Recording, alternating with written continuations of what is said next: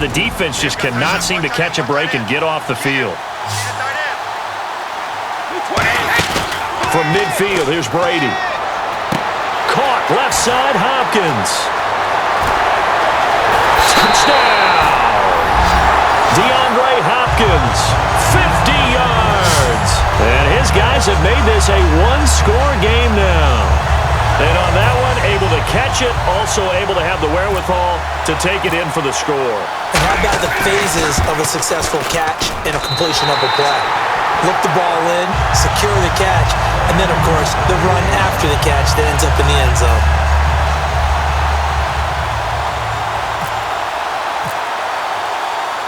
The kickoff unit is out on the field, and they will send this one away. This is taken at his 4. And not a bad return here. He gets it out to the 25-yard line.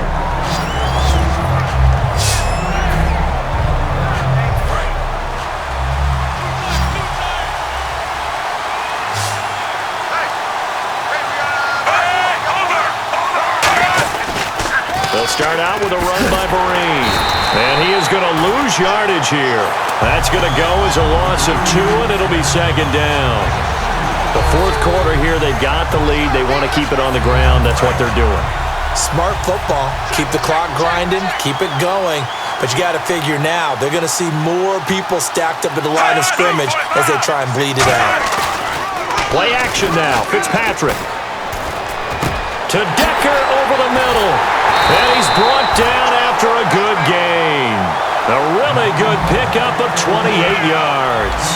And when you're playing a quarterback with some experience and some moxie, you enter the danger zone when you decide to blitz him, because if he's able to diagnose as he did on that play, he can hurt you downfield. He reads defenses so well, doesn't he? He really does, and the best part about that play for him, I don't think that was his primary target. I don't think so either. I think he had the read, figured out where the blitz was coming from, and went to a secondary target for a really nice gain.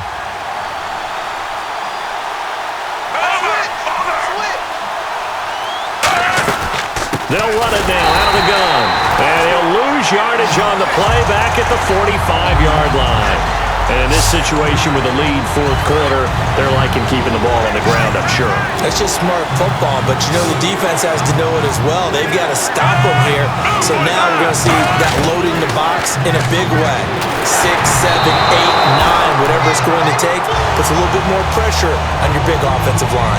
Putting pressure on the guy throwing the football is always good, but when you can couple that with contact on him that leads to an incompletion, as we just saw there, that's winning football. And he'll keep this one away from Sproles as this is angled toward the sideline. And they won't risk defending a return here. That one's out of bounds, and it'll be spotted at the 14-yard line. And here now the offense heading back out there. And they're hoping to capture some of that magic they had last time out when they were able to put together a scoring drive. But they're still down here, Charles. Not the major concern, though, because of what you talked about. They scored the last time out. They feel good about themselves. They feel like their game plan is now in effect. They know how to attack and what plays they want to put together. But they've got to keep it moving in the right direction because, as you did note, they are down on the scoreboard. The intended target that time was Jonathan Stewart. And now it's second down. So this offense really needs to make something happen here late in the fourth with the football. That's a nice catch, but unable to stay in bounds. And remember, it wasn't a wide receiver who works on that all the time. I was going to say, he likes to get the ball handed to him. Now, don't get me wrong, he's part of the passing game as well, but maybe a little out of his comfort zone there. Yeah, he might want to have a few words to say to us about that later, but I am still going with you on that one. Wide receivers work on a little bit more. And Walker with it over the middle. And he's brought down. Time for a break. We'll come back for the electrifying conclusion after this. So it's our home team here in possession of the football as we come back. They come up on a 1st and 10, desperately needing a score here on what could be their final drive. Caught on the left side, Fitzgerald. And he's brought down after a good gain. That one goes for 24 yards. And now it looks like they're going to be in the hurry-up. Back to throw. This will be caught just inside the 10. And the stop will come inside the 5 at the 4. Now whistles come in. We're going to get a timeout here by the offense. It's just their first. They've got 2 more to use here in the final stages. He'll look to throw. And the hit jarred it loose. It's incomplete. After all the preparation, all the practice, a play like that will absolutely break your heart. They had everything they wanted, just unable to complete it. In the end zone, a big-time drop. He's back. A crusher there as it's intercepted.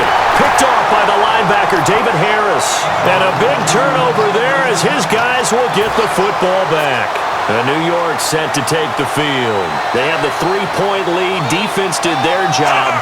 Now, late game, although it looks good, you know the coaches, they haven't counted this as a victory yet. I agree with you totally. Big applause for the defense. And he's free going down the left side. It's a foot race. The 20. And all the way in. Touchdown, New York. Shane Vereen, an 80-yard touchdown. And the Jets find a way to stretch their lead. Well, it'd be real easy to say that they are firmly...